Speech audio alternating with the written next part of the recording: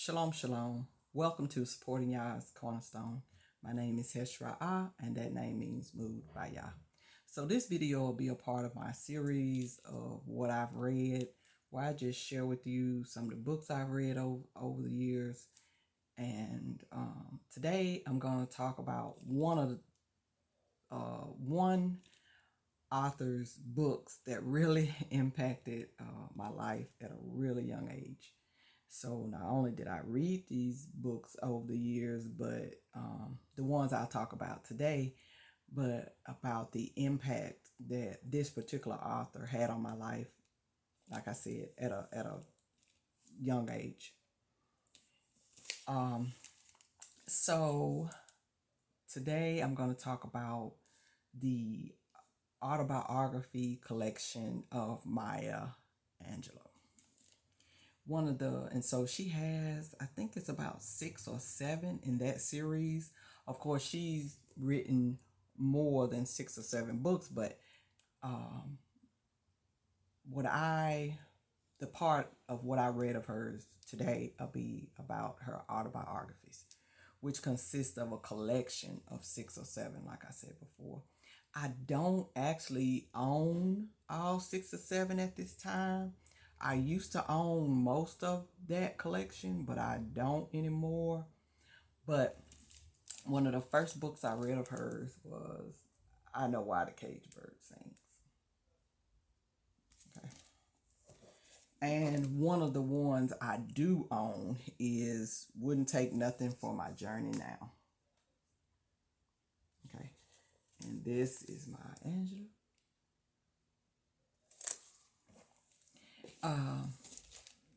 But so, and some of the other ones are a part of her autobiography collection are Gathered Together in My Name, Singing and Swinging and Getting Married Like Christmas, The Heart of a Woman, Wouldn't Take Nothing for My Journey Now, and All God's Children Need Traveling Shoes. And I think there's one more book that's a part of that collection.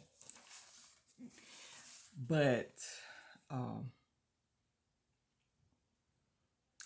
I was going to talk about that collection of books and how it impacted my life. So I'm just going to kind of go back a little bit.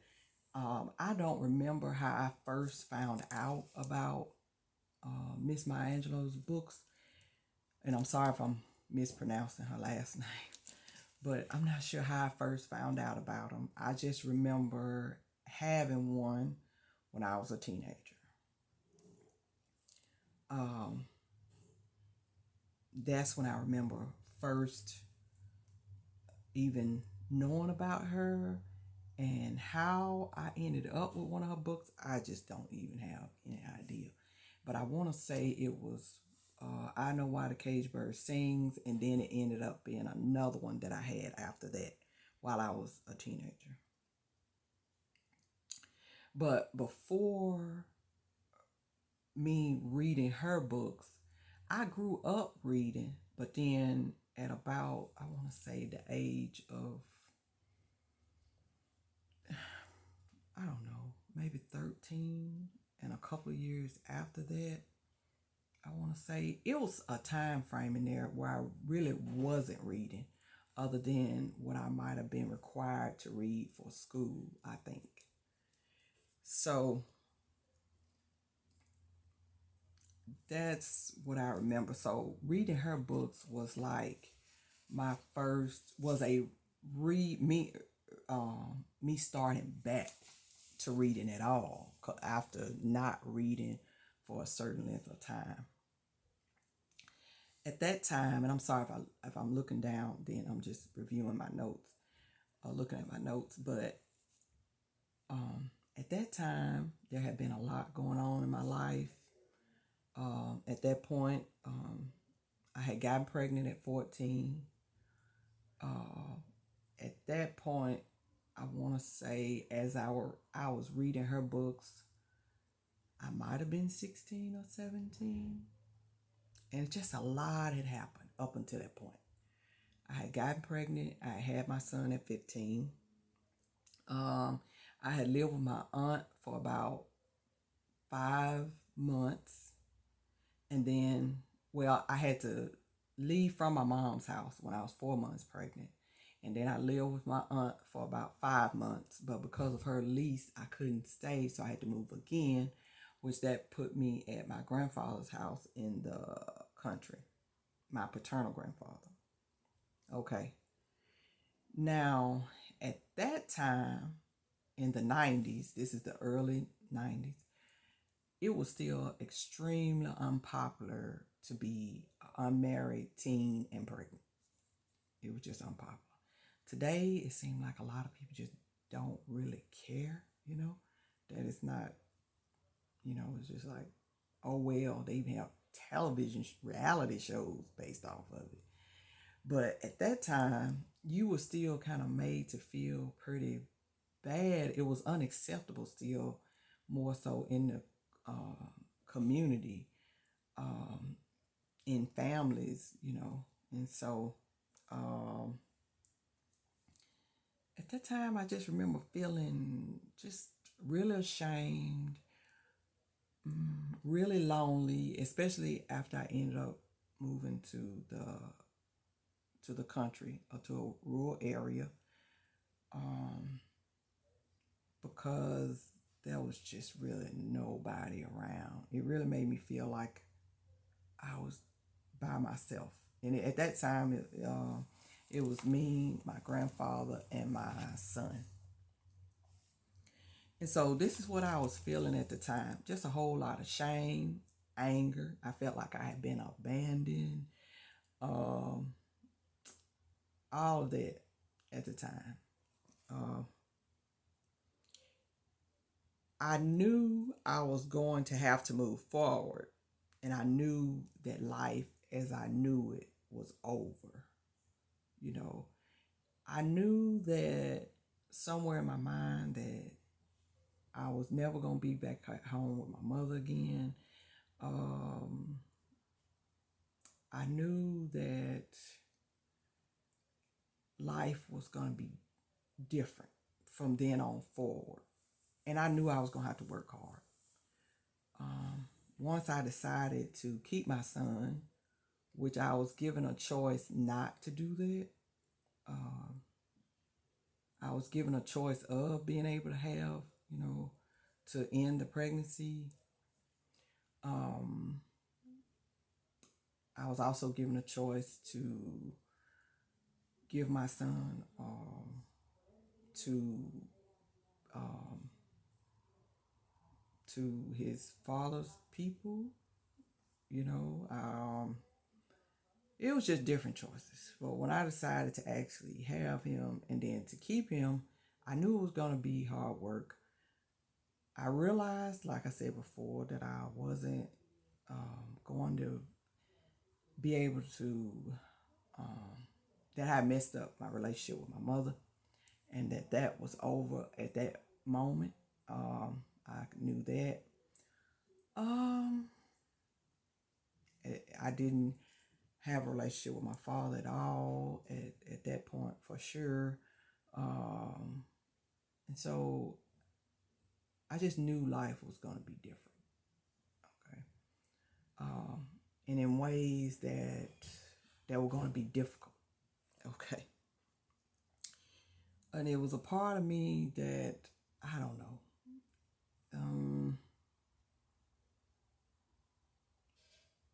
I was just kind of in all those feelings and in those thoughts. I'll put it like that. And then moving from the city to the country kind of made it even more kind of, you get this sense, especially being born and raised in the city, it just kind of really gave me this sense of just, just kind of really being alone, and just I don't know, it was just something about it that just made it, at first, all those feelings just made them seem bigger. And then it was so quiet too. I could hear myself think. Okay. So at some point during that time, I ended up with I Know Why the Caged Bird Sings. How, like I said before, how I ended up with that book, I have no idea today. And not only did it impact my mind at that time, but it also, in that series of books, but it also started my journey back to reading again. I continued to read other books in her autobiography series, and just something about her story, just it was just a very moving. Um, just reading her story, to know that her parents were divorced, she had been molested, she had been raped at a young age, that she also had been a teen mom, which that just amazed me. Um, I remember just stopping to think about what I was reading about her, and she had written this. Um, I thought about her life, what I was reading that she was sharing. And then I remember stopping to think about, well, she's this person now, though. I just remember that kind of clicked. It's like, wait a minute. This was her past, and this is who she is today. I just remember having that moment of thought, of connecting that together. And that was a huge moment for me. That was just huge. A huge moment right there. Reading the books, and then after finishing,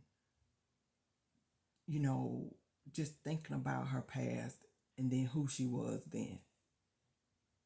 And it's just, I couldn't believe it. It was amazing to me to connect those dots. Um, Something about it renewed my mind in a certain type of way. The sadness and shamefulness started to subside. So all of that, like big weights of just being sad, which had lasted it had lasted for months, maybe. It was a long time. And I think, looking back, I was depressed, because I remember while I was pregnant, I cried a lot at that time. At that time, too, I remember Whitney Houston's song, There's a Miracle. There's a Miracle in Store, which was really a song about abortion and not having an abortion. I don't know how many of y'all have heard that song, but that song was out in the early 90s when I was pregnant with my son. So somewhere between, in 1991, I think. And so, but I just remember during that time hearing that song and listening to that song, just crying and being depressed, and it just kind of lasted, just being angry, going between anger, depression, shame, feeling lonely, just all that mixture of negative emotions. But when I read her books, a whole lot of the sadness and shamefulness, the anger kind of ended another way. The anger kind of ended when I accepted my part, that my actions have brought me to that point. That's when the anger started to subside. But the shamefulness and things like that, that lifted reading her books. That's when that started to lift. I knew that I didn't want to do that again. I'm just being honest. I knew that just the overall impact, I knew that I did not want to do that again. That in the way that I did that, I did not. I want to say, that's basically what I want to say about that. I know that I realized that. But at that moment, reading her books and her autobiographies, and then thinking over her life, and then where she was as an adult woman, that she had overcame all that. She overcame the issues that came with her parents divorcing. She overcame the issues of being molested. She overcame the issue of becoming a teenage mom and everything that came with that. And that she moved on to with her life to become, what she was. Um, and just that thought, it made me, at that moment, I knew that I could. I knew at that moment I could see myself moving forward in a real way. I could see that at that moment. And then it just became about, okay. Then my more certain parts of my thoughts started to come together. Okay. Now, at that point in my life, I still wasn't living for y'all. That didn't happen until I was 23 years old that I made that decision. So, but at that point, my thoughts did start. I could move past the depression, the sadness, and the shamefulness of it. And I knew I could move forward and do better for myself and for my son. And so that's the impact that her autobiography, her set of autobiographies did for me as a teenager and as a teen mom. And just like I said, to know that she had all those different challenges when she was growing up, but she overcame all the difficulties that came with that to have a decent life. But I was just gonna take a little time to read just a little bit. I Know Why the Caged Bird Sings, chapter 1. I'm not gonna read all of chapter 1. I'm just gonna read a little of it. When I was 3 and Bailey 4, we had arrived in the musty little town wearing tags on our wrists, which instructed to whom it may concern that we were Margaret and Bailey Johnson Jr. from Long Beach, California, en route to Stamps, Arkansas, to Miss Ann Henderson. Our parents had decided to put an end to their calamitous marriage, and father shipped us home to his mother. A porter had been charged with our welfare. He got off the train the next day in Arizona, and our tickets were pinned to my brother's inside coat pocket. I don't remember much of the trip, but after we reached the segregated southern part of the journey, things must have looked up. Negro passengers who always traveled with loaded lunchboxes felt sorry for the poor little motherless darlings and plied us with cold fried chicken and potato salad. And so that's just a little part of chapter 1 in I Know Why the Caged Bird Sings, by Miss Maya Angelou. Another one of them that I actually own, because I don't own the whole set anymore, is Wouldn't Take Nothing for My Journey Now. This is one I actually own now. But I'll just read a little bit out of it. Well, I'll read one portion. One little portion. Too long.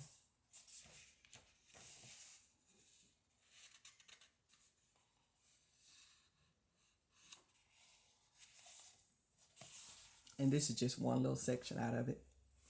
There is an immutable life principle with which many people will quarrel, although nature has proven season in and season out that if the thing that is planted bears at all, it will yield more of itself. There are those who seem certain that if they plant tomato seeds at harvest time, they can reap onions. Too many times, for comfort, I have expected to reap good when I know I've sown evil. My lame excuse is that I have not always known that actions can only reproduce themselves, or rather, I have not always allowed myself to be aware of that knowledge.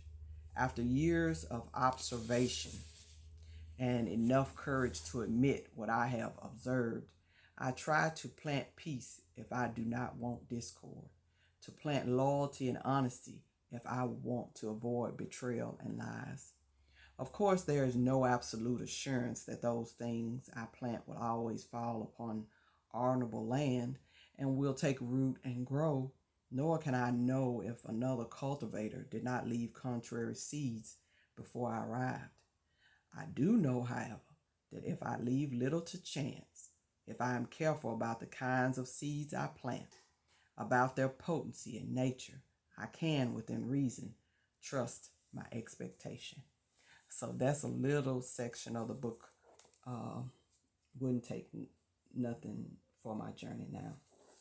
And this book is a part of her autobiography series. So those are the books I wanted to share with you today. I hope you enjoyed it. If you'd like to contact me, the email address is yazcornerstone@gmail.com, yazcornerstone@gmail.com, or you're welcome to leave comments at the bottom of this video. You also can follow me on Supporting Yaz Cornerstone on Instagram, and also there's a Facebook page called Supporting Yaz Cornerstone also, which you're also able to comment and contact me there also. You can leave comments, let me know your thoughts. If you got something out of this video, or any of the other videos, I thank you for your time. If there's anything I can speak about or talk about that would be helpful to you in your journey with the Creator, please let me know. You can welcome to comment in any of the other places I mentioned. And thank you for your time. Please, if you don't mind, hitting the like button and subscribe to the channel, so it'll help you. And if you hit the notification button, you'll know whenever a new video is uploaded also. But I hope all of this was helpful, and thank you for your time. Shalom, shalom.